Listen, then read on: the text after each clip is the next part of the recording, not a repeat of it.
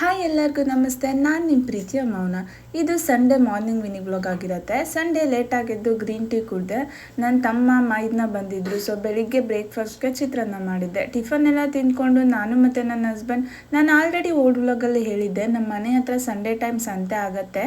ನನಗೆ ಈ ಥರ ಸಂತೆ ಎಲ್ಲ ಇವಾಗ ನೋಡಿದ್ರೆ ನಾವು ಚಿಕ್ಕ ಮಕ್ಕಳಿರುವಾಗ ಅಜ್ಜಿ ತಾತನ ಜೊತೆ ಸಂತೆಗೆ ಸ್ವೀಟ್ಸ್ ತಿನ್ನೋಕೆ ಹೋಗ್ತಿದ್ದು ನೆನಪಾಗುತ್ತೆ. ನಿಮಗೂ ಹಾಗೆ ಅನ್ಸುತ್ತೆ? ಕಮೆಂಟ್ ಮಾಡಿ. ಇಲ್ಲಿ ವೆಜಿಟೇಬಲ್ಸ್ ಎಲ್ಲ ತುಂಬಾ ಫ್ರೆಶ್ ಆಗಿರುತ್ತೆ. ನಾವು 1 ವೀಕ್ಗೆ ಆಗುವಷ್ಟು ವೆಜಿಟೇಬಲ್ಸ್ ಎಲ್ಲ ತೊಗೊಂಡು ಬಂದು ಫ್ರಿಡ್ಜಲ್ಲಿ ಸ್ಟೋರ್ ಮಾಡ್ತೀನಿ. ಅಗೇನ್ ನೆಕ್ಸ್ಟ್ ಸಂಡೇ ಹೋಗ್ತೀವಿ. ಇದು ನುಗ್ಗೆ ಸೊಪ್ಪು ಅಂತ ನನ್ನ ಹಸ್ಬೆಂಡ್ ಪಲ್ಯ ಮಾಡಿಕೊಡು ಅಂತ ತೊಗೊಂಡ್ರು. ನನಗಂತೂ ಈ ಸೊಪ್ಪಿನ ಪಲ್ಯ ಹೇಗೆ ಮಾಡೋದಂತ ಗೊತ್ತಿಲ್ಲ. ನಿಮ್ಗೇನಾದರೂ ನುಗ್ಗೆ ಸೊಪ್ಪಿನ ಮೊಟ್ಟೆ ಪಲ್ಯ ಹೇಗೆ ಮಾಡೋದು ಅಂತ ಗೊತ್ತಿದ್ರೆ ಕಮೆಂಟ್ ಮಾಡಿ ತಿಳಿಸಿ.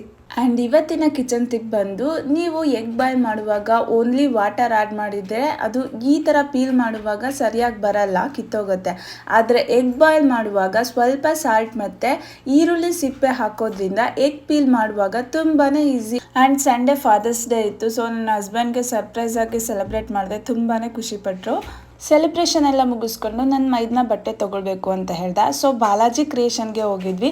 ಆಲ್ಮೋಸ್ಟ್ ಬ್ಯಾಂಗ್ಳೂರಲ್ಲಿ ಇರೋರಿಗೆ ಬಾಲಾಜಿ ಕ್ರಿಯೇಷನ್ ಗೊತ್ತಿರುತ್ತೆ ಅನ್ಕೋತೀನಿ. ಈ ಶಾಪಲ್ಲಿ ನಿಮಗೆ ಬ್ರ್ಯಾಂಡೆಡ್ ಕ್ಲಾತ್ಸ್ ಎಲ್ಲ ತುಂಬ ಕಡಿಮೆ ಅಮೌಂಟ್ಗೆ ಸಿಗುತ್ತೆ. ಚಿಕ್ಕ ಮಕ್ಕಳು ಬಟ್ಟೆ ಕ್ಲಾತ್ಸ್ ಅಂತೂ ಕ್ವಾಲಿಟಿ ಅಂತೂ ಅಲ್ಟಿಯಾಗಿರುತ್ತೆ. ಈ ಶಾಪ್ ಎಲ್ಲ ಏರಿಯಾದಲ್ಲೂ ಇರುತ್ತೆ. ಸೊ ಇಂಟ್ರೆಸ್ಟ್ ಇದ್ದರೆ ಒಂದ್ಸಲ ವಿಸಿಟ್ ಮಾಡಿ. ಮಧ್ಯಾಹ್ನ ಊಟಕ್ಕೆ ಅಂತ ಮೊಟ್ಟೆ ಕೋಳಿ ಸಾಂಬಾರ್, ನೆಲಕರಿ, ಬಿರಿಯಾನಿ ಮಾಡಿದ್ದೆ. ಬ್ಯುಸಿ ಇರೋದ್ರಿಂದ ಶೂಟ್ ಮಾಡ್ಕೊಳ್ಳೋದಕ್ಕಾಗಲಿಲ್ಲ. ಯಾರಿಗಾದ್ರೂ ರೆಸಿಪೀಸ್ ಬೇಕಂದರೆ ನನಗೆ ಕಮೆಂಟ್ ಮಾಡಿ ತಿಳಿಸಿ. ಇನ್ನೊಂದು ವಿಡಿಯೋ ಜೊತೆ ಮತ್ತೆ ಸಿಗುವ. Thank you so much.